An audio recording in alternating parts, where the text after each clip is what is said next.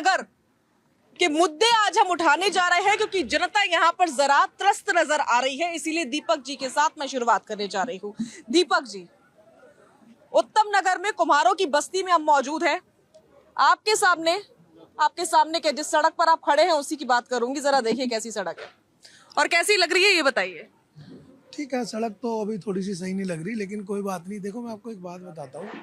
दिल्ली के अंदर अरविंद जी ने काम करे हैं, बिजली के क्षेत्र में, पानी के क्षेत्र में, शिक्षा के क्षेत्र में, स्वास्थ्य के क्षेत्र में। थोड़ा सा ऊंचा। मैं इस बात को मानता हूँ कि कई जगह कुछ ना कुछ कमियां भी रह गई होंगी। जैसे मैंने बताता हूँ, हर बार बोलता हूँ कि सर्वगुण संपन्न तो कोई नहीं होता, बट उसके बावजूद भी 10 साल के अंदर जितने काम दिल्ली सरकार ने दिल्ली वालों के लिए किए हैं, दिल्ली के वेलफेयर के लिए किए हैं, पिछले 70 साल में ऐसे काम नहीं हुए। मैं आपको एक बात बताना चाहूँगा कि जब अमेरिका से डोनाल्ड ट्रंप की वाइफ आती है तो वो दिल्ली के हैप्पीनेस क्लासेस को देखने आती है। जब यूएन से लोग दिल्ली का हेल्थ मॉडल देखने आते हैं तो हमारे मोहल्ला क्लिनिक में जाते हैं। यूपी का हाल देख लीजिए, हरियाणा का हाल देख लीजिए। आज हम यहाँ खड़े हैं दिल्ली के अंदर, दिल्ली से 1 घंटा इधर चला जाइए यूपी की तरफ, आप आज वहाँ 3-3 घंटे के बिजली के कट लग रहे हैं। बिल्कुल बिल्कुल, हम हरियाणा भी देखेंगे, हम यूपी भी देखेंगे, लेकिन फिलहाल दिल्ली के चुनाव है, इसलिए सबसे पहले दिल्ली देखी जाएगी। और दिल्ली की उत्तम नगर विधानसभा अपने आप में मशहूर विधानसभा है। यहाँ के लोग भी वोटर हैं, वोट देते हैं तो सरकार बनती है। इसलिए इस टूटी हुई सड़क का जिक्र जरूर उठेगा कि आखिर पिछले 10 सालों में इसका रेनोवेशन तक क्यों नहीं हुआ। क्यों संजय जी, जवाब दीजिए। नहीं, बिल्कुल जनता के मुद्दों पे काम होना चाहिए और मैं इसका पक्षधर रहा हूँ। लेकिन आप जरा ये बता दीजिए कि वर्तमान विधायक ने काम नहीं किए, वर्तमान सरकार काम नहीं की या नहीं कर रही है, तो कौन सी ऐसी सरकार है जो काम कर रही है? और मैं एक बात आपसे कहना चाहता हूँ कि भारत की आज़ादी के बाद इतिहास की ये पहली पार्टी है आम आदमी पार्टी, अरविंद केजरीवाल की पार्टी।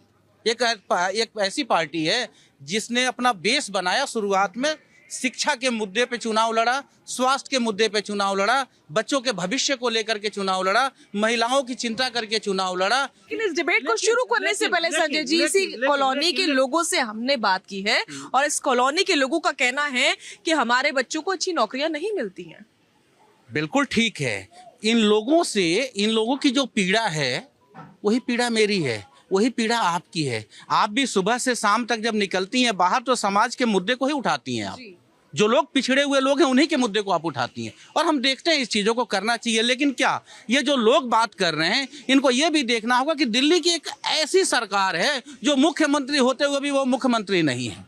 अब ये बताइए कि इस तरह के मुख्यमंत्री आप चुनते हैं जो ईमानदार है। दूसरी बात और है, सबसे बड़ी बात कि आप 15 में सरकार बनती है अरविंद केजरीवाल की और उसके बाद से ही उनके साथ षड्यंत्र किया जाता है और उस षड्यंत्र में इस तरह से परेशान किया जाता है कि दिल्ली की जनता को नहीं पता कि अब जब चुनाव की घोषणा हो जाती है तो उनके ऊपर जांच के कोई आदेश दे दो, इन लोगों को जेल भेज दो। भैया, जब जेल भेज ही रहे हो तो फिर जेल में ही रख दो उनको। और सबसे बड़ी बात है कि उस सोच जो है आम आदमी पार्टी की साजिया जी, उसको कभी भी कैद नहीं कर सकते। यदि अरविंद केजरीवाल को पूर्ण रूप से शासन करने के लिए ताकत दे दी जाए तो आप देखिए किस तरह से चेहरा बदलता है। ठीक है प्रदीप जी, कब तक ये आरोप लगते रहेंगे बीजेपी की सरकार पर, यानी कि केंद्र की सरकार पर, कि वो दिल्ली की सरकार को काम नहीं करने देती है और इसीलिए दिल्ली वासियों का काम नहीं हो पाता है? साजिया जी, इंदिरा जी 1972 के चुनाव में बोली थी कि गरीबी हटाना है, गरीबी हटाना। 1972 से 2025 आ गया, आम आदमी पार्टी पहले दिन से हमें काम नहीं करने दे रहे। अरे नहीं कर पा रहे तो छोड़ो ना, जाने दो, खाने दो किसी को। और 5 साल का मौका दे दीजिए। 2015 में, 20 में 5 साल का मौका दे दीजिए, अब 25 आ गया। अब कितनी बार 5 साल का मौका मिलेगा? हर बार बहाना और डक करना, गोल पोस्ट चेंज करना। आज इस गली में हम लोग बैठे थे, कार्यक्रम की शुरुआत होने से पहले मैं यहाँ के लोगों की बातें सुन रहा था। वहां पे एक चर्चा आई कि किस पार्टी की तरफ से बोले। लोगों ने निर्णय लिया कि हमें किसी की तरफ से नहीं बोलना, हमें अपनी समस्याओं को बोलना है। ये दिल्ली से बाहर की नहीं है ना, ये दिल्ली के बाहर तो नहीं है ना। आप बताइए, कभी मतलब मैंने फिल्मों में देखा है कि चेन बट रही है। अरे मैं नहीं बोला था सर, मैं बोला था आपके बीच में चेन बट रही है। कोई प्रूफ मिला कि चेन बट रही है क्या? एक्चुअल में प्रॉब्लम क्या है कि अपनी सीट धड़कती हुई है, विश्वास खत्म हो चुका है जनता का इन पर से, तो इनको कुछ ना कुछ आरोप लगाना जी। हमें काम नहीं करने दे रहे। ये क्या है? ये हर बार हमें काम नहीं करने दे रहे हैं। ठीक है, तो ये सिचुएशन है। यहाँ पर एक दूसरे के ऊपर आरोप लगाए जा रहे हैं। प्रियंका राणा जी, ये सिलसिला मुझे लगता है हमारे भी उम्रें बीत जाएंगी, आपकी भी उम्रें बीत जाएंगी, लेकिन ये सिलसिले खत्म नहीं होंगे कि आपने काम नहीं करने दिया, अजी आपने काम नहीं करने दिया। जी बिल्कुल, देखिए मैं तो कहूंगी कि हर पार्टी 5 साल की विफलता छुपाने के लिए बड़े बड़े दावे करती है, बड़े बड़े वादे करती है। यहाँ पर अगर आम आदमी पार्टी कर रही है तो दूसरी जगह जो है वहाँ पे बीजेपी भी करती है। अभी मध्य प्रदेश के अंदर 1.5 लाख महिलाओं को लाडली बहन योजना से बाहर किया गया। महाराष्ट्र के अंदर 20 लाख महिलाओं को लाडली बहन योजना से निकाल दिया गया। तो अब मुझे बताइए कि आप जो ये दावे करते हैं कि हम महिलाओं को पैसे देते हैं, उनको आप सम्मान देते हैं, तो क्या वो आप पूरा करते हैं? उसके बाद आप कहते हैं जी जेल में चले जाते हैं, छोड़ के चले जाइए। अरे आप यही तो कोशिश कर रहे हैं कि आप ही रह जाएं और सब लोग छोड़ करके चले जाएं। तो ऐसा नहीं होने वाला है, क्योंकि जो जितना शिक्षा पे विकास हुआ है, जितना स्वास्थ्य पे विकास हुआ है, या इन पे आज बात हो रही है, वो उस पार्टी की वजह से हो रही है जो इस पे काम कर रहे हैं। आप मुझे बताइए ना, आपके जो स्टेट्स हैं उनमें आपने कितना काम किया? आप यहाँ पे अगर सफाई की बात करते हैं, रोजगार की बात करते हैं, शिक्षा की बात करते हैं, आप अपने प्रदेशों की शिक्षा बताइए, वहाँ के स्कूल का शिक्षा बताइए। और आप बात करेंगे दिल्ली पर, जहाँ पे स्कूल का मॉडल सुधारा जा रहा है, जहाँ पे शिक्षा पे बात हो रही है।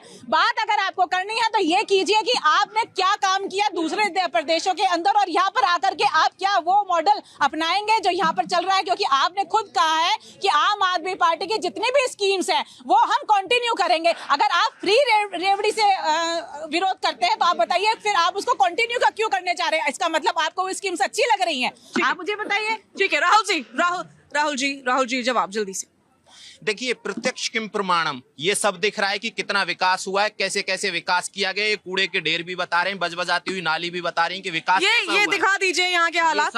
ये जरा कैमरा फोकस करके दिखाइए, देख लीजिए सब कि देख लीजिए। ये स्थिति हो है। सकता है जनता सवाल ना पूछे तो क्यों ना पूछे? देखिए, जनता का हक है सवाल पूछने का, और कोई भी सरकार से उसका उत्तरदायित्व है कि वो जवाब दे, और देना भी चाहिए। सवाल ये है कि जो 10 साल और 11 साल की बात कर रहे हैं कि हमने इतना विकास कर दिया, इतना विकास कर दिया, तो आइए ना फिर लेके आइए कि 10 साल में आपने क्या कर दिया, और वो बताइए 10 साल में इस देश में क्या यूपीएससी के छात्र कभी डूब के मरे थे? नाले के पानी में नहीं मरे थे। क्या दिल्ली की जनता प्यासी रही थी 10 साल में? नहीं।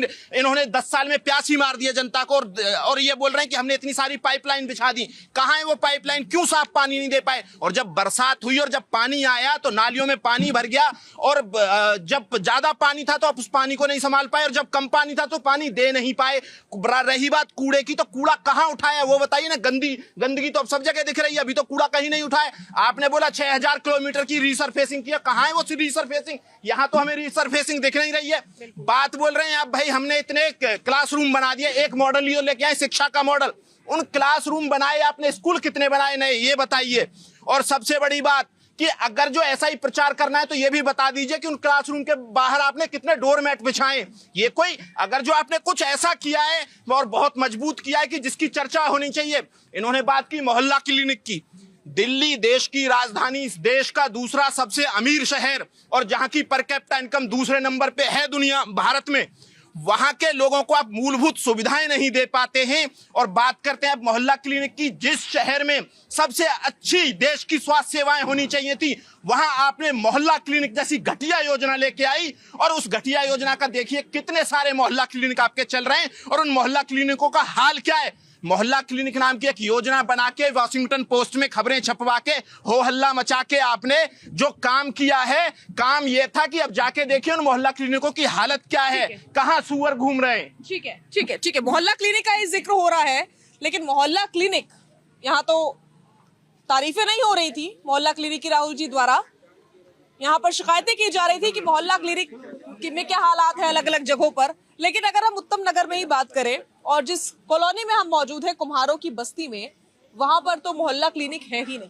जबकि आम आदमी पार्टी कहती है कि हमारा सबसे अच्छा मॉडल है मोहल्ला क्लिनिक।